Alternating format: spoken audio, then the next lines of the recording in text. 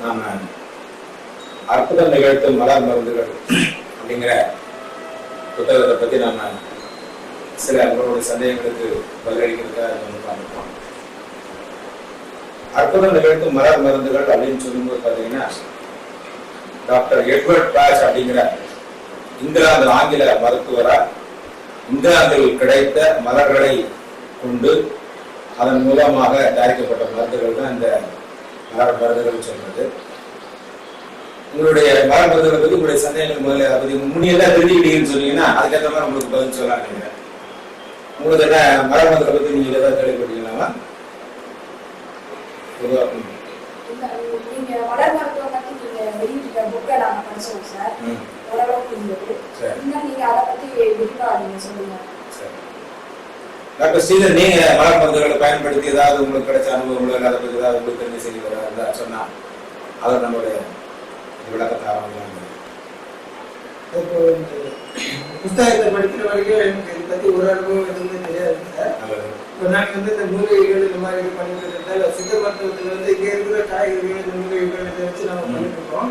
வடநாட்டில் அங்கே கிடைக்கிற மூலிகைகள் இது மாதிரி இதை வச்சு அவங்க தயார் பண்ணுறாங்க, ஆயுர்வேதம்னு சொல்றாங்க.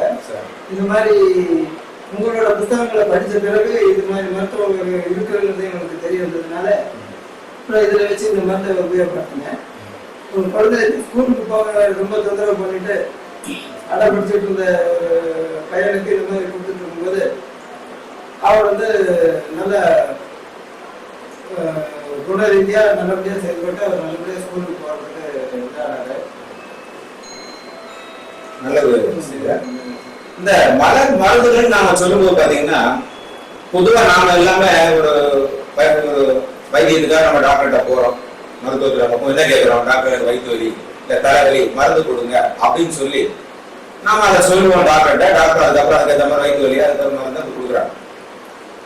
மலர் மருந்துகள் அப்படிங்கிறது கேட்டீங்கன்னா ஒவ்வொரு மனிதனும் மன ரீதியாக குழப்பங்கள் ஏற்படும். அந்த குழப்பங்களை தீர்ப்பதுதான் அந்த மலர் மருந்துகள். நம்ம நோயாளி இருக்கும்போது நம்ம நோயாளிகிட்ட எதுவுமே பேச வேண்டாம், அவங்க என்ன நோய்னு கேட்க வேண்டியதில்லை. அவங்க என்ன சொல்றாங்களோ அந்த சொல்லக்கூடிய வார்த்தைகளை அவங்களுக்கு மருந்தாக மாறுகிறது. நம்ம மற்ற வைத்திய நோய் செய்யறவங்க நீங்க அவங்க சொல்றாங்க நோயை சொல்ற நோய்க்கு நம்ம மருந்து கொடுக்கணும். இங்க அப்படியே இல்லை. நோயுற்ற வியாதிஸ்தர்கள் நோயாளிகள் அவர்கள் வாயிலிருந்து என்ன சொல்றாங்களோ அந்த சொல்லக்கூடிய வார்த்தைகள் தான் மருந்து. இப்ப நீங்க எடுத்துக்கிறீங்க அடுத்த சமயம் டாக்டர் கையை வெட்டாங்க என்ன கத்துவீங்க? அப்ப என்ன அர்த்தம்? அந்த உணர்ச்சி விட வேகம். அது மாதிரி உங்க வாயிலிருந்து வரக்கூடிய ஒவ்வொரு வார்த்தை, உதாரணமா சொல்ல கேட்டீங்கன்னா உங்களுக்கு வலி தாங்க என்ன செய்வீங்க? கத்துவீங்க. எப்படி கத்துவீங்க? மாண்டது. அப்போ தாங்க முடியாத வேதனைகளுடைய வெளிப்பாடுகள் எப்படி வரும்? அம்மா ஐயா ஐயோ அதெல்லாம் ஒரு வெளிப்பாடு. அந்த மாதிரி என்ன சொல்றாங்கன்னா டாக்டர் எட்வர்ட் பிராச்சை பொறுத்த வரைக்கும் அவர் 38 வகை மருந்துகளை கண்டுபிடிச்சார். 38 மருந்துகள் பார்க்கும்போது அவர் ஒரு ஆங்கில மருத்துவர், MBBS FRCS படிச்ச ஒரு ஆங்கில மருத்துவர். உடல் நலம் சரியில்லாம அவர் வீட்டுல இருந்த போது அவருக்கு ஹோமியோபதி சிகிச்சையில அவர் இறந்துடுவார்னு சொல்லி வேண்டாம்னு சொல்லி வெளியே ஹோமியோபதி மருத்துவத்தை டாக்டர் ஹாய்மன் அவர்கள் அறிமுகப்படுத்தப்பட்ட ஹோமியோபதி மெடிசன் அவர் பயன்படுத்தி ரெக்கவரி ஆனதுக்கு அப்புறம் அவர் ஒரு முடிவு எடுத்தார். ஆங்கில மருந்துகள் எந்த மருந்துக்கு நிரந்தரமான தீர்வு கிடையாது. அப்ப நிரந்தரமான தீர்வு தரக்கூடியது என்ன அப்படின்னு பார்க்கும்போது ஹோமியோபதி மருத்துவத்தை படிச்சு பார்க்கும்போது ஒரு தலைவலின்னு சொன்னா 38 வகை தலைவலிகள் சொல்றாங்க டாக்டர் ஹாய்மன் ஹோமியோபதியில். தலைவலிக்கு காரணம் என்ன சொல்றாங்க? அவங்க சொல்லுவது 38 தலைவலினா பசினால தலைவலி, அதிகமா சாப்பிட்டா தலைவலி, வீட்டுல போன தலைவலி, வேலை இருந்த தலைவலி, டிராவல் பண்ண தலைவலி, இது பல வகையான தலைவலிகள். அப்போ ஒவ்வொரு தலைவலி அப்படின்னு எடுத்துட்டோம்னா ஒவ்வொன்றுக்கும் ஒரு மூல காரணம், ஏதாவது ஒரு காரணம் தான் இருக்கும். அந்த காரணம் மன ரீதியாக செயல்படுகிறது. அப்போ மன ரீதியாக செயல்படுறது நம்ம செயல்படுறதுக்கு என்ன செய்யறாங்க? என்ன பண்ணா இங்கிலாந்து உள்ள காட்டில் அவங்க சுத்திட்டு இருக்கும் போது ஒரு மரங்களை உட்காரும் போது அவருக்கு ஒவ்வொரு அனுபவம் கிடைச்சது. அப்போ ஒவ்வொரு அனுபவங்களும் என்ன செய்யலாம் நம்ம வெளியிட்டு ஒவ்வொரு ஆராய்ச்சி பண்ணிட்டு வந்த போது அவர் 38 வகை மலர் மருந்துகளை அவர் கண்டுபிடிச்சாங்க. 37 வகையான மருந்துகள் மரங்கள் இருந்து தயாரிச்சாங்க. ஒண்ணு மட்டும் ராக் வாட்டர்னு சொல்லக்கூடியது, அதாவது ஒரு பாறை மேல் படிந்த பனித்துளிகளுக்கு சேகரிக்கப்பட்ட மருந்து ராக் வாட்டர். அதை தவிர 37 நம்ம மலர் மருந்துகள் தான்.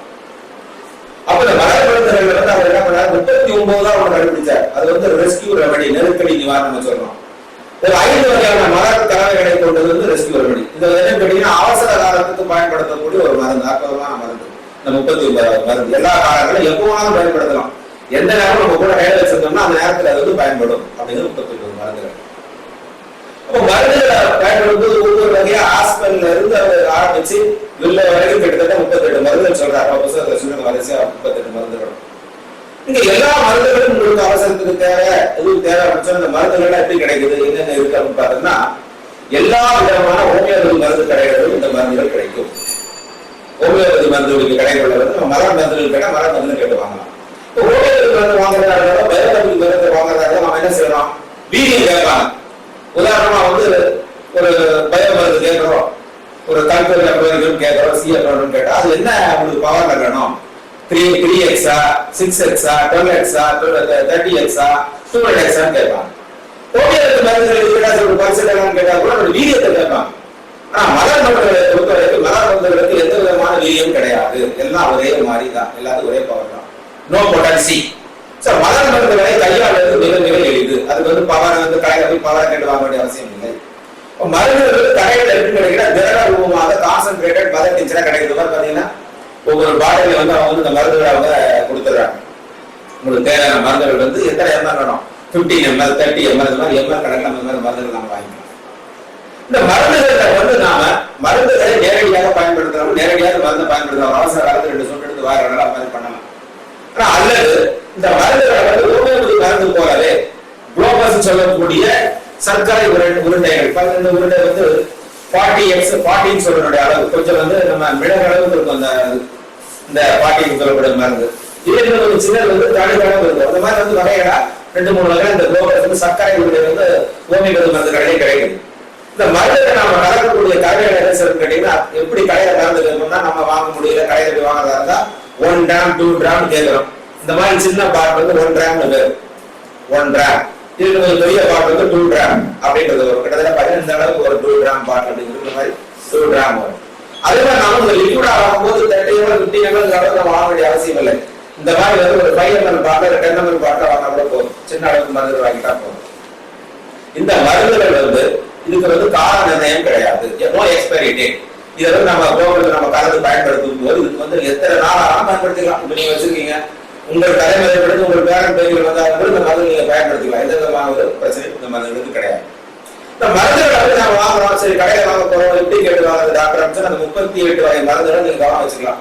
உங்களுக்கு தேவையான மருந்து பேரை சொல்ற பாருங்க, ஆஸ்பன் வேணுமா, இல்ல ஆர்மீன் வேணுமா, இல்ல லிபரஸ் வேணுமா, இல்ல செரிலாடஸ் வேணுமா, அந்த பேரை சொல்லி நீங்க கடையில கேட்டா அவர் கேட்பார் 1 gram வேணுமா 2 gram வேணுமா அப்படின்னு. 1 gram சின்ன பாட்டில் கொடுப்பாரு, 2 gram கொஞ்சம் பெரிய பாட்டில் 2 gram பாட்டில் கொடுப்பாரு. இந்த மருந்துகளை நம்ம வாங்கி பயன்படுத்தக்கூடியது கேட்டீங்கன்னா, ஹோமியோபதி மருந்தா இருந்தால் காஃபி டீ இந்த மாதிரி எல்லாம் சேர்க்கக்கூடாது, சேர்த்தா வேலை செய்யாது. அதே மாதிரி இந்த சாம்பிராணி வாசனை தெரிவிக்கிறது இந்த மருந்து வேலை செய்யாதுன்னு சொல்லுவாங்க ஹோமியோபதி மருந்தை பொறுத்த வரைக்கும். மலர் மருந்துகளை பொறுத்த வரைக்கும் இதுக்கு எந்த விதமான கட்டுப்பாடும் கிடையாது. இதை வந்து சாப்பிடுறதுக்கு முந்தைய சாப்பிடலாம், சாப்பிட்ட பிறகு சாப்பிடலாம், நினைச்ச போது சாப்பிடலாம், எந்த விதமான சிக்கல் இது கிடையாது. கால நிர்ணயம் பார்த்தீங்கன்னா இதை வந்து குளோபஸாவும் சாப்பிடலாம், டிராப்ஸாவும் பயன்படுத்தி சாப்பிடலாம்.